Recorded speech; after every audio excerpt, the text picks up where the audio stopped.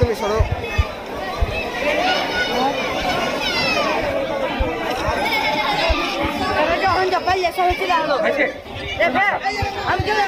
আমরা চলে যাচ্ছি সাক্ষাৎকারে। হ্যাঁ আচ্ছা, আমরা মমিনুল আন্তরিক ধন্যবাদ এবং অভিনন্দন জানাচ্ছি তোমাকে। এবং এই জেলা প্রশাসক গোল্ড কাপ ফুটবল টুর্নামেন্ট 2025-এর খেলায় তুমি একটি ম্যাচে চারটি গোল করেছো। আমরা করতালি দিয়ে অভিনন্দন জানাই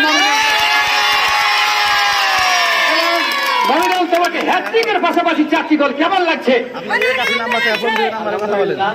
সর্বপ্রথম আমরা শুক্রিয়া আদায় করি যে আমি 4টি গোল সফল হয়েছি এবং শ্রীপুর উপজেলাকে একটা বড় স্কোরে ম্যাচ জিতেছে। তো আগামী দিনে ইনশাআল্লাহ চেষ্টা করবো এবারে গোল করে দলকে জয়ের মুখে এনে দেওয়ার।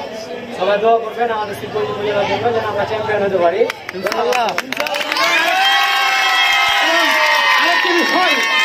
আরেকটি বিষয় না বললেই নয়, আমাদের শিবগঞ্জ উপজেলার সম্মানিত এবং জনপ্রিয় সকলের ভালোবাসার পাত্র উপজেলা নির্বাহী অফিসার জনাব আজহার আলী স্যার এবং এসিল্যান্ড স্যার সহ উপজেলা প্রশাসনের সকল কর্মকর্তা কিন্তু তাদের এখানে ছুটে এসেছেন এবং তারা যে উচ্ছ্বাস প্রকাশ করেছেন আমি খেয়াল করেছি মমিনুল।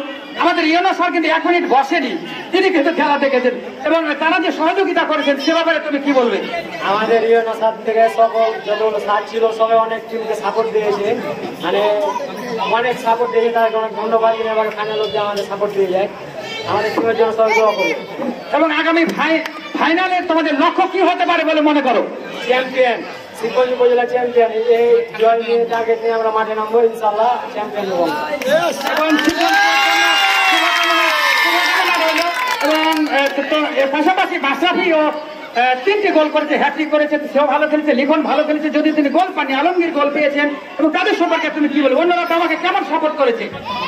প্রত্যেকটা প্লেয়ারের টিম দিয়েছে, আমাদের সেরাটা দিয়েছে। সেরাটা যদি না দিত একটা টিম এত বড় স্কোরে উইন কখনো হতো না।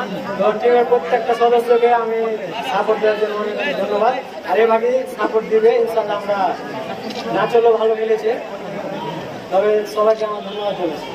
অসংখ্য ধন্যবাদ মমিন, ভালো থাকবে, সুস্থ থাকবে এবং তোমার জন্য আন্তরিক শুভকামনা রইল এবং আগামীতে যেন আরো ভালো খেলা তুমি উপহার দিতে পারো এবং শুধু চাঁপাইনবাবগঞ্জ নয়, চাঁপাইনবাবগঞ্জের পক্ষে তুমি যেন আমাদের আরো অনেক দূর এগিয়ে যেতে পারো এবং জাতীয় দলে পর্যন্ত যেতে পারো, সেজন্য আমাদের দোয়া এবং ভালোবাসা রইল। অসংখ্য ধন্যবাদ মমিন, ভালো থাকবে, সুস্থ থাকবে। সবাইকে ধন্যবাদ। অসংখ্য ধন্যবাদ। সুপ্রিয় দর্শক শ্রোতা, আপনারা